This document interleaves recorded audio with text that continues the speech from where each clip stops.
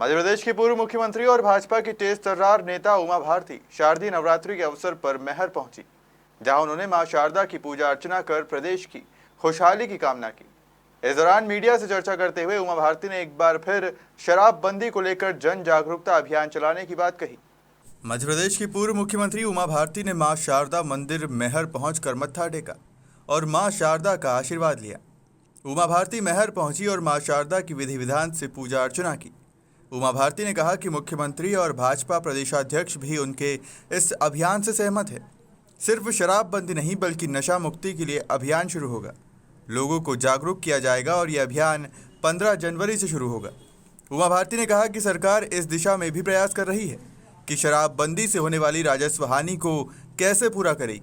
उमा भारती का तर्क है कि बिहार जैसे प्रदेश में जब शराबबंदी लागू हो सकती है तो मध्य प्रदेश में भी लागू हो सकती है।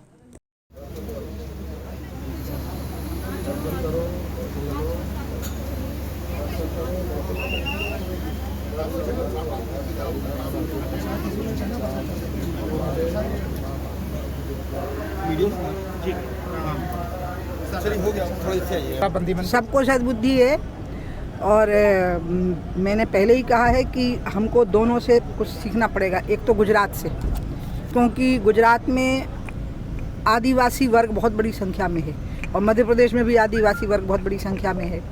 तो आदिवासी वर्ग जो है वो जो मद्यपान करता है उसके बाद वो असभ्यता नहीं करता। असभ्यता तो शहराती समाज करता है।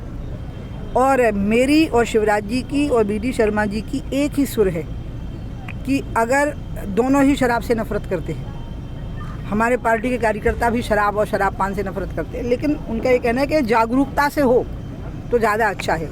इसलिए मेरे को भी चूँकि 1.5 साल में गंगा की मेरा काम रुका हुआ है, तो मैंने तय किया कि शारदीय नवरात्रि से मकर संक्रांति तक में गंगा सागर तक अब जैसे भी बनेगा, क्योंकि कोरोना ने 1.5 साल तो ख़राब कर दिया मेरा, तो गाड़ी से पैदल नाव से होते वहाँ पहुँच जाऊँगी।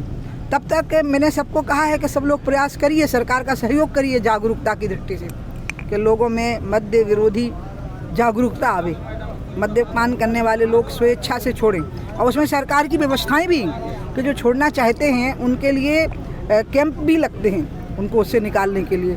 तो अभी तक वो देखते हैं, तो उसके बाद महिलाएं जो अभियान करेंगी उसमें मैं भागीदारी। सबसे बड़ा राजस्व तो शराब में ही है। मध्य प्रदेश राजस्व से ही पूरी सरकार चलती है। अगर ये बंद कर दी जाती है तो ऐसे में सरकार कैसे चल पाएगी, विकास कैसे? बिहार हमसे ज़्यादा पिछड़ी और गरीबी आबादी का और BPL का राज्य है। उनने ये कर लिया, लेकिन पहले उनने जागरूकता का प्रयास किया।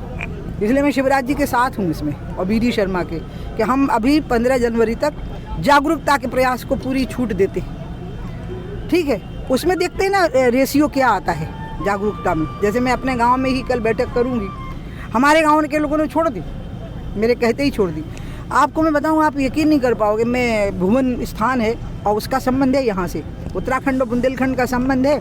आल्हा मणिकूट पर्वत पे जाता है ना सीधा सवेरे, जो मान्यता है। देखिए, अब मैं मान्यता की बात करूँ, लोग कहने लग जाते हैं अरे आप धर्म कर्म की बात, तो धर्म कर्म की बात क्यों नहीं करें?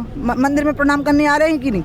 तो फिर ये भी सही है ना कि आल्हा यहाँ आता है, ऐसी मान्यता है, सवेरे आता है। आता मणिकूट पर्वत से गंगा जी में स्नान करके। मणिकूट पर्वत कहाँ है? उत्तराखंड में। तो वहाँ पे मैं भुवन देवी का मंदिर है, भुवनेश्वरी का, मैं खड़ी थी, तो एक इंसान बीड़ी पी रहा था और लग रहा था धनी घर का, वो उसको बीड़ी की आदत होगी। मां शारदा का दर्शन करने पहुंची पूर्व मुख्यमंत्री उमा भारती के साथ स्थानीय भाजपा जनप्रतिनिधियों के साथ बड़ी संख्या में कार्यकर्ता मौजूद रहे। सतना से मनीष दाहिया की रिपोर्ट।